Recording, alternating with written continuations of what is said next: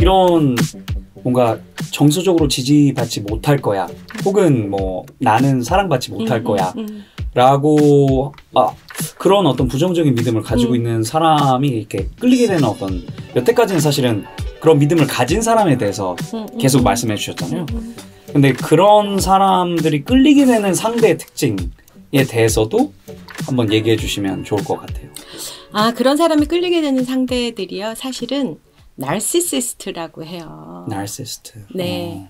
그러니까 우리가 소시오패스나 사이코패스는 많이 들어보셨겠지만 나르시시스트는 조금 생소하실 수 그렇죠. 있어요.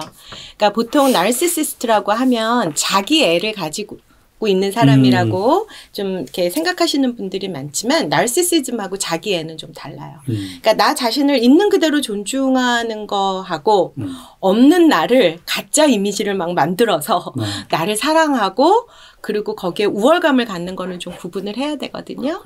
그러니까 나르시시스적인 경향성을 가진 사람도 있을 거고 아주 익스트림하게 그런 성향이 심한 사람도 있을 건데 이렇게 좀 아주 두드러지게 나르시시스트적인 특성을 가지고 있는 사람을 저희가 부르는 병리적인 용어는 있어요. 네. 자기애성 인격장애라고 해요. 자기애성 인격장애. 그러니까 성격장애가 사실은 그렇게 드물지 않아요. 우리 주변에서 곳곳에서 볼 수 있어요. 그래서 그 선생님 지금 이게 형제님이 얘기한 그 나르시시스트들의 특징을 제가 좀 간략하게 조금 짚어서 설명을 드릴 테니까 네. 엑스걸프렌이 혹시 그러지 않았나 한번 생각을 해보시고 네, 지금 네. 이거를 듣고 계신 분들도 한번 속으로 한번 생각해 보시면 좋을 것 같아요. 나르들의 특징은 자신의 중요성에 대해서 과대하게 인식해요. 능력에 대해서도 굉장히 과장돼서 생각을 하고 그렇기 때문에 특별 대우를 기대를 해요. 그러니까 자기가 특별하다고 믿기 때문에 상대가 자신의 욕구를 충족시켜 주기를 기대하고요. 상대를 자기 욕망을 채우는 대상으로 여기기가 쉬워요. 그리고 나르들의 가장 큰 두드러지는 특징 중에 하나는 공감 능력이 없어요. 공감 능력이 너무나 결여돼 있어요. 그리고 이기적이고 자기중심적이에요. 그러니까 왜 세상이 자기를 중심으로 돌아가는 것 같이 생각하는 사람들 있죠. 그렇죠. 네, 나르들의 특징이에요. 그러니까 내 필요를 되게 우선시해요. 이기적이니까. 그러다 보니 상대를 어떤 식으로 대하냐면 요구적으로 대해요. 요구적으로. 네, 이게 좀 더 심해지면 착취적으로 대하는 게 되는 거죠. 그리고 아까 형제님도 잠깐 좀 언급했었지만 이런 사람들이 겉보기에는 아무 문제가 없고 심지어 매력적이란 말이에요. 달변가들도 많아요. 그래서 겉으로 보기에는 자기가 맡은 바 수행 능력도 높고 그래서 되게 괜찮아 보여요. 그렇지만 정서적으로는 되게 유아기적인 상태에 머물러 있어요. 정서적으로는 되게 유아적이에요. 그래서 사실은 되게 돌봄받고 싶어하고 사랑받고 싶어하고 존중받고 싶은 욕구가 굉장히 크죠. 그러니까 제가 얘기하는 거에 조금 주의를 기울이셨으면 좋겠는 게 네. 누구나 돌봄받고 사랑받고 존중받고 싶어요. 네네. 근데 저희가 어떤 증상이라는 거를 얘기를 할 때 늘 정도, 강도 이게 참 중요한 거거든요. 근데 그렇죠. 이게 굉장히 강한 사람들이라는 거예요. 그래서 이런 거를 이렇게 외형적으로 드러내는 사람도 있고 내면적으로 감추지만 굉장히 그 큰 욕구를 가지고 있는 사람들이 있어요. 그렇군요. 예. 그래서 이런 존중받고 싶은 욕구가 크다 보니까 조그만 비난도 아니지. 어떤 건강한 비판 내지는 작은 거절에도 엄청나게 분노해요. 이런 사람들은. 그리고 되게 오만하고 건방진 행동이나 태도들을 보이죠. 네. 사실은 근데 이게 왜 그러냐면 내가 나약한 걸 내가 알거든요. 내 무의식에서. 근데 내가 나약하다라는 걸 감추고 싶은 방어 기제로 우월감을 자기가 선택하는 거예요. 왜 어떤 사람들은 내가 나약할 때 나약한 채로 더 쭈그러드는 사람이 있는가 하면 이거를 더 과대하게 포장해서 우월감으로 드러내고 싶은 사람들이 있거든요. 나르시시스트들이 그렇죠. 그러니까 뭐 자존감이 높을 수가 없겠죠. 그리고 이들이 좀 죄책감이 결여돼 있습니다. 그래서 상대방에게 성적으로 되게 무리한 거를 요구할 가능성이 높아요. 성적으로. 네네. 그래서 대인관계에 착취적이고 교묘한 가스라이팅을 하는 사람. 요새 가스라이팅 얘기 많이 나오잖아요. 그러니까 교묘한 가스라이팅을 하는 사람들이 나르시시스트들이 많아요. 나르시시스트들이 많아요. 근데 제가 아까 왜 나는 사랑받지 못할 거야 라고 그런 믿음을 갖고 있는 사람들, 그 사람들의 얘기를 조금만 더 언급하고 싶은 부분이 있거든요. 이게 뭐냐면, 그러니까 이들은 나는 사랑받지 못할 거야 라는 믿음이 있으니까 부모로부터 충분한 사랑과 돌봄, 정서적인 지지를 못 받았단 말이에요. 경험적으로. 그랬기 때문에 내가 누군가한테 필요한 사람이 돼야 사랑을 받을 수 있다라는 걸 경험했을, 그러니까 그거를 학습했을 가능성이 되게 커요. 그래서 이 사람들은 어떤 생각을 하냐면 나는 있는 그대로 사랑받기에 충분한 사람이야 라고 감히 생각을 못 해요. 그래서 그러니까 사랑을 받으려면 마땅히 뭐 우리 그런 거 있잖아요. 나는 마땅히 이렇게 가로 열고 사랑받을 수 있다 그러면 마땅히 무엇을 해야 사랑받을 수 있다라고 그 빈칸을 채우는 사람들이에요. 항상 조건문이군요. 네, 사랑이. 네, 맞아요. 그래서 이런 거를 믿고 자랐기 때문에 어떻게 하냐면은요. 부모가 자녀의 필요를 채워주는 게 아니라 사랑을 받기 위해서 자녀가 늘 이렇게 두 손 모으고 부모의 사랑을 기다리다 보니까 부모에게 필요한 존재가 되어주려고 되게 노력을 많이 했을 가능성이 크죠. 이런 사람들을 클 때 칭찬을 얼마나 많이 받겠어요, 또. 그렇죠. 부모의 필요를 채워주잖아요. 딱 봐서, 엄마가 이게 필요하네, 아빠가 이게 필요하네, 그러면 부모의 필요에 되게 민감하게 반응하고 필요한 대로 해주고 부모가 좋아하는 대로 해주고 이러다 보니까 되게 조숙한 애늙은이로 컸을 가능성이 굉장히 커요. 근데 슬픈 거는요. 아이는 아이다워야 되잖아요. 그렇죠. 너무 조숙한 애늙은이로 커서 미성숙한 성인이 됐을 수 있어요. 슬프네요. 우리 톤을 좀 올려볼까요? 네.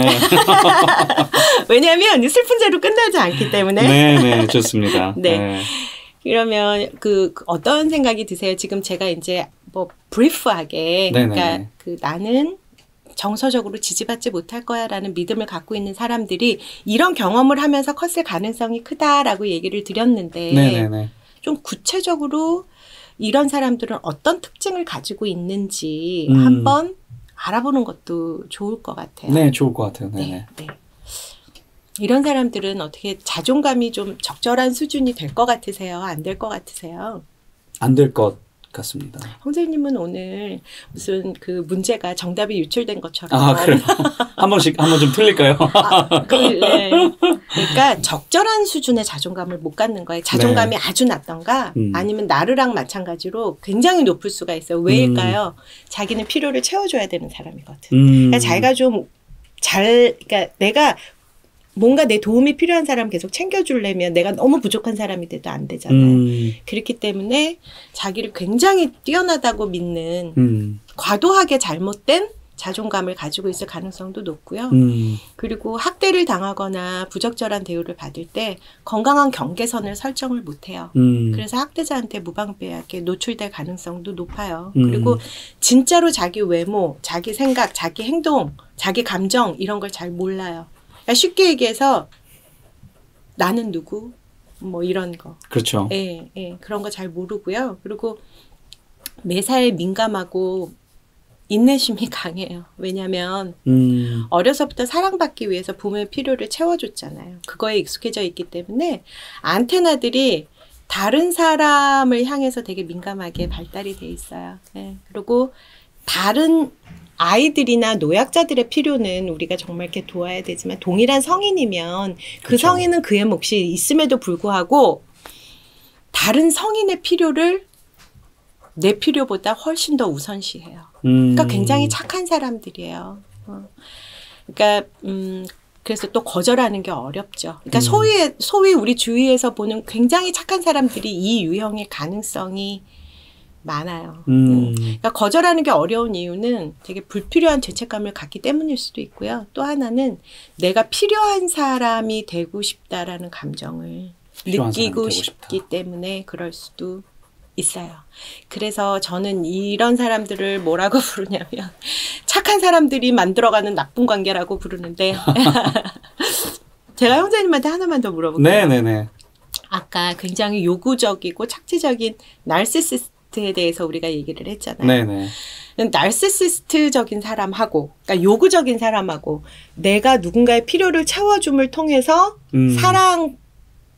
사랑받기를 원하는 사람하고 이렇게 계속 만나요. 이렇게 둘이 만나요. 네. 그럼 이 관계는 어떻게 될까요? 이 둘 관계에서는 어떤 다이나믹이 일어날 것 같으세요?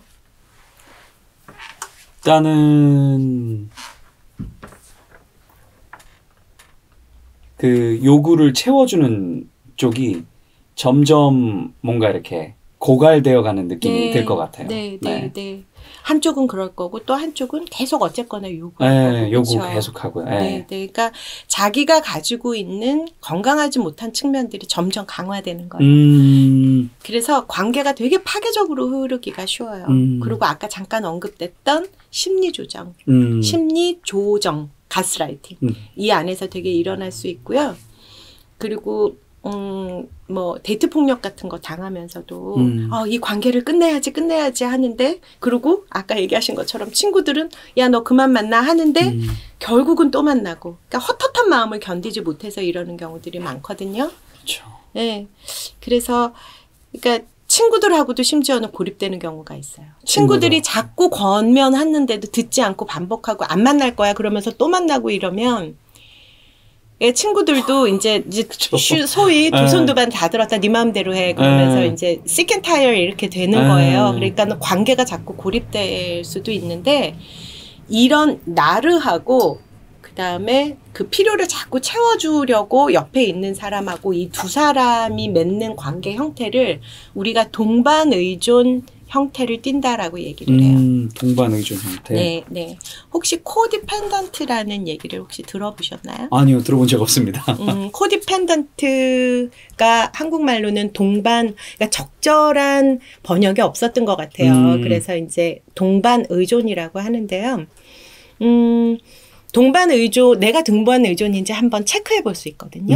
그 체크리스트를 한번 드려볼게요. 네. 우리 형제님도 그렇고 지금 여기 보시는 분들도 한번 체크해 보시면 좋을 것 같아요. 3가지만 여쭤볼게요. 네. 첫째, 상대방을 돌볼 때 나의 가치가 느껴지나?